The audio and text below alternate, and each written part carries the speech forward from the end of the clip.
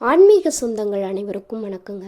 இன்னைக்கு நம்மளுடைய சேனல் இந்த வீடியோ பதிவில் நம்ம என்ன விஷயத்தை பற்றி பார்க்க போகிறோம் அப்படின்னா ஆடிப்புறம் அப்படின்னு சொல்லலாங்க.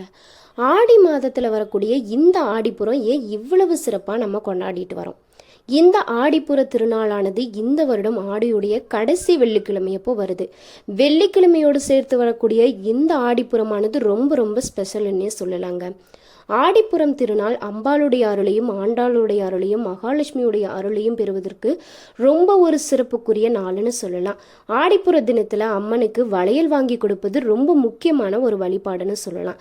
இருந்தாலும் எந்த நேரத்தில் எந்த மாதிரியான வளையல் வாங்கி கொடுத்தா என்னென்ன பலன்கள் கிடைக்கும், அது மட்டும் இல்லாமல் நம்மளுடைய தேவையில்லைனா வேண்டுதலுக்கு ஏற்ற நேரத்திலான வளையலையுமே அம்மனுக்கும் கோவிலுக்கும் வரக்கூடிய பெண்களுக்கு கொடுப்பது ரொம்ப ரொம்ப சிறப்பான பலன்களை கொடுக்குங்க.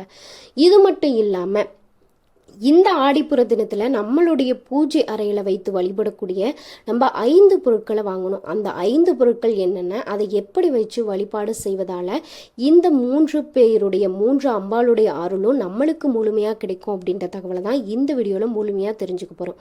வீடியோ ரொம்பவே பயனுள்ள வகையில் தான் இருக்க போகுது. ஸோ வீடியோவை ஸ்கிப் பண்ணாமல் பாருங்கள். வாங்க வீடியோக்குள்ளே போகலாம். பொதுவாக ஆடி மாதத்தில் வரக்கூடிய முக்கியமான வழிபாட்டு நாட்களில் ஒன்று தாங்க இந்த ஆடிப்புறம். ஆடி மாதத்தில் அம்பாளுடைய பல வடிவங்களை வழிபடுவது போல ஆடிப்புறம் அப்போ மகாலட்சுமி மற்றும் பூமாதேவியினுடைய மறு அவதாரமான ஆண்டாளை வழிபடுவது நம்ம எல்லோருடைய வழக்கமாக இருக்கு. இது ஆண்டாள் அவதரித்த தினமாகவும் அன்னை உமாதேவி அவதரித்த தினமாகவும் பூமி படைக்கப்பட்ட தினமாகவும் புராணங்கள்லையுமே சொல்லப்பட்டிருக்குங்க. அதாவது பெருமாள் மீது கொண்ட அளவு கடந்த பக்தியின் காரணமா ஆண்டாள் தான் விரும்பியதை போலவே திருமாலையே கணைவராக அடைந்திருக்காங்க. அதுபோலதான் அவர் அவதரித்த நாளில் அவரை வழிபடுவதால நமக்கு வேண்டிய விஷயங்கள் எல்லாமே கிடைக்கும் அப்படின்றது நம்ம எல்லோருடைய நம்பிக்கையா இருக்கு. ஆடிப்புற தினத்துல செய்யப்படக்கூடிய வழிபாட்டினால குலதெய்வம் மற்றும் மகாலட்சுமியுடைய அருள் அப்படின்றது நமக்கு சேர்ந்தே கிடைக்குங்க. இது மட்டும் இல்லாம இந்த ஆடிப்புறத்துல அப்படி என்னங்க ஸ்பெஷல் அப்படின்னு கேட்டிங்கன்னா, அம்மன் வழிபாட்டிற்குரிய இந்த ஆடி மாதத்துல பூரம் நட்சத்திரம் உச்சம் பெறுனால தான் நம்ம ஆடிப்புறம் அப்படின்னு சொல்லுவோம். ஆடிப்புறம் ஆண்டாள் நாச்சியார் அவதரித்த ஒரு திருநாள்னு சொல்லலாங்க. மகாவிஷ்ணுவின் பக்தரான பெரியாழ்வாருக்கு அருள் செய்வதற்காக மகாலட்சுமி தேவியே ஆண்டாளாக அவதரித்ததாகவும் பூமாதேவியினுடைய மறு வடிவம் தான் ஆண்டாள் அப்படின்னும் புராணங்கள்ல சொல்லப்பட்டிருக்கு. ஆண்டாள் அவதரித்தது ஆடி மாதம் பூரம் நட்சத்திரம் வெள்ளிக்கிழமையில அப்படின்னு சொல்லப்பட்டிருக்கு. இந்த நாளையே ஆண்டாள் ஜெயந்தியாகவும் ஆடிப்புறமாகவும் நாம கொண்டாடிட்டு வரோம். அதே சமயத்துல பார்த்தோம் அப்படின்னா ஆண்டாள் திருமாலம் அணிந்து அவருடைய திருவடியில் ஐக்கியமான தினமும் இந்த ஆடிப்புறம் அப்படின்னு சொல்லப்படுதுங்க. இந்த ஆடிப்புற தினத்தை நம்ம எப்படி வழிபாடு செய்யணும் அப்படின்னு நிறைய பேருக்கு ஒரு சந்தேகமான விஷயமாகவே இருக்கும். ஆடிப்புறம் அப்போ பெருமாள் கோவிலுக்கு சென்று ஆண்டாளை வழிபடுவது ரொம்ப ரொம்ப சிறப்பு. ஆண்டாளுக்கு வளையல் வாங்கி கொடுப்பது ரொம்பவே விசேஷமானதும் கூட. அன்றைய தினத்துல எல்லா அம்மன் கோவில்கள்லையுமே வளைகாப்பு திருவிழா நடத்தப்படுவாங்க அப்படின்றதால அன்றைய தினத்துல கண்ணாடி வளையல் வாங்கி கொடுத்துமே நம்ம வழிபாடு செய்யலாம். கோவில்ல பிரசாதமா கொடுக்கக்கூடிய அந்த வளையல்களை வாங்கி பெண்கள் அணிந்து கொண்டீங்க அப்படின்னா திருமணம் குழந்தை பாக்கியம் சீக்கிரமா கிடைக்கும் அப்படின்றது நம்பிக்கையாகவும் ஐதீகமாகவுமே சொல்லப்படுறாங்க. ஸோ அன்றைய தினத்தில் நம்ம செய்யக்கூடிய 5 விஷயங்கள் என்ன அப்படின்னா, வாசலில் செய்ய வேண்டிய வழிபாடு தாங்க முதல் வழிபாடு. அதாவது ஆடிப்புறத்தப்போ சில மங்கள பொருட்களை வீட்டினுடைய பூஜை அறையில் வாங்கி வைத்து வழிபட்டீங்க அப்படின்னா வீட்டில் செல்வ வளம் பெருகும். ஆண்டாள் நாச்சியாரே நம்மளுடைய வீட்டிற்கு வருவதா ஐதீகமாகவும் சொல்லப்படுது. ஆடிப்புற தினத்தில் காலையில் வீட்டில் விளக்கேற்றி வைத்து வழிபாடு செய்யணும். அந்த சமயத்தில் நிலவாசல்லையும் 2 தீபங்கள் ஏற்றி வைத்து வழிபடுங்க. குலதெய்வத்துடைய பெயரை சொல்லி நிலைவாசல்ல நீங்க விளக்கேற்றி வழிபட்டீங்க அப்படின்னா அந்த குலதெய்வத்துடைய அருள் அப்படின்றதும் உங்களுக்கு முழுமையா கிடைக்கும். இவ்வளவு சிறப்புகள் வாய்ந்த இந்த ஆடிப்புற தினத்துல அப்படி என்னென்ன பொருள்கள் தான் நம்ம வாங்கணும், அது பூஜை அறையில வைத்து எப்படி வழிபாடு செய்யணும் அப்படின்னு தெரிஞ்சுக்கலாம். நம்ம இந்த தினத்துல வாங்க வேண்டிய முதல் பொருள் என்னன்னு கேட்டிங்கன்னா கல்லுப்பு தாங்க. இதை முதல் நாளே வாங்கி வச்சுக்கணும். பிரம்ம முகூர்த்த நேரத்தில் வீட்டில் வழிபடலாம். இல்லைன்னா இந்த ஆடிப்புறத்தப்போ வாங்கி மாலையில் விளக்கேற்றியுமே வழிபடலாம்.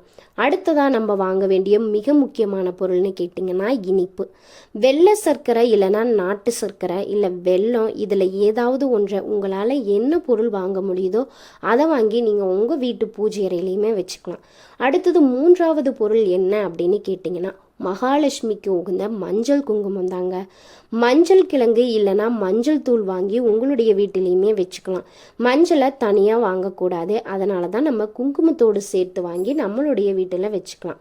அடுத்ததா செல்வம் சேர நம்ம வாங்க வேண்டிய பொருள் என்னன்னு கேட்டிங்கன்னா கண்ணாடி வளையல் தாங்க. இந்த வளையலை ஏன் நம்ம இன்னைக்கு வாங்கணும் அப்படின்னா அம்மனுக்கு வளைகாப்பு செய்வாங்க இல்லையா, ஸோ அதனால் நம்ம இந்த கண்ணாடி வளையலை வாங்கணும். கண்ணாடி வளையல் வாங்கி வீட்டில் இருக்கக்கூடிய அம்மன் படத்திற்கு மாலையாகவுமே கட்டி போடலாம். அப்படி எங்களால் மாலை கட்ட முடியல அப்படின்னு சொல்கிறவங்க வளையலை அம்மனுடைய காலடியில் வைத்துமே நீங்கள் வழிபாடு செய்யலாங்க. இதுக்கப்புறமா இந்த வளையலை நீங்கள் போட்டுக்கலாம், இல்லைனா மற்றவங்களுக்கு தானமாகவுமே கொடுக்கலாம். நம்ம அஞ்சாவதாக வாங்க வேண்டிய பொருள் என்னன்னு கேட்டிங்கன்னா பச்சரிசி தாங்க. பச்சரிசி மகாலட்சுமி தாயாருடைய அடையாளமாக தான் இருக்குது. அதனால தான் நம்ம அன்றைய தினத்தில் கொஞ்சமாவது பச்சரிசியை வாங்கி வீட்டில் வைத்து வழிபாடு செய்யணும் அப்படின்னு சொல்கிறாங்க.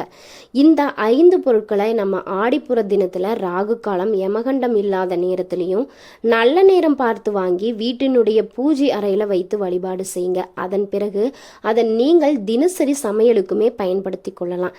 இதனால் மகாலட்சுமியுடைய அருள் வீட்டில் நிறைந்திருக்கும், செல்வம் சேர்ந்து கொண்டே இருக்கும் அப்படின்னு சொல்லப்படுது. இன்னொரு விஷயம் என்னன்னு பார்த்தீங்கன்னா, இந்த ஆடிப்புறம் அப்படின்னாவே வளையல் திருவிழா. அதாவது நம்ம அம்மனுக்கு வளைகாப்பு நடத்துவோம் இல்லையா, அந்த வளைகாப்புக்கு சில பேர் என்ன மாதிரியான என்ன நிற வளையல் வாங்கினா நமக்கு என்ன மாதிரியான பலன்கள் கிடைக்கும் அப்படின்ற சந்தேகம் நிறைய பேருக்கு இருக்குங்க.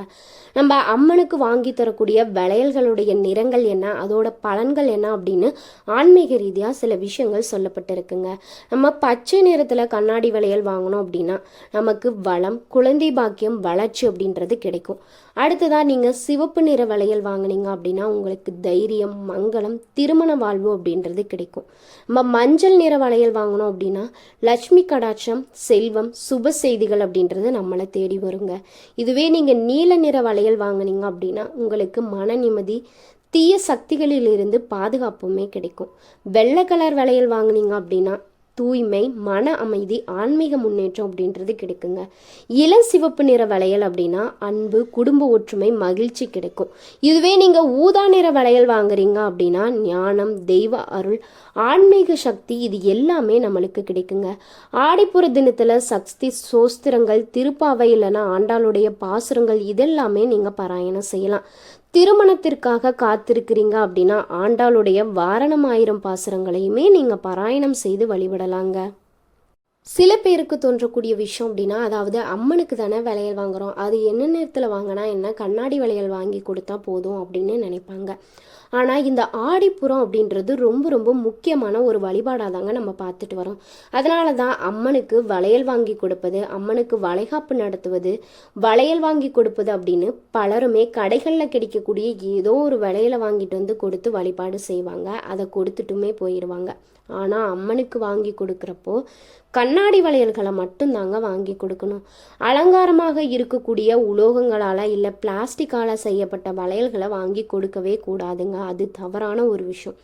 கண்ணாடி வளையல் மட்டும்தான் மங்களத்துடைய அடையாளமாக பார்க்கப்படுது. இது ஆன்மீக ரீதியாக சொல்லப்பட்டிருக்கக்கூடிய விஷயம். இது சில பேருக்கு தெரியாமல் இருக்கும், தெரியாமல் கூட இருக்கும். அதாவது கண்ணாடி வளையல் வாங்கி கொடுப்பதிலையும் நம்ம வாங்கி கொடுக்கக்கூடிய வளையல்களுடைய நிறத்திற்கு ஏற்ப அதற்கான பலன்கள் மாறுபடும் அப்படின்றதுக்கான தான் நான் என்னென்ன நிறத்தில் வளையல் வாங்கி கொடுத்தீங்க அப்படின்னா என்னென்ன வகையான பலன்கள் கொடுக்கும் அப்படின்றதான் இந்த வீடியோவில் முழுமையாக சொல்லியிருப்பேன்.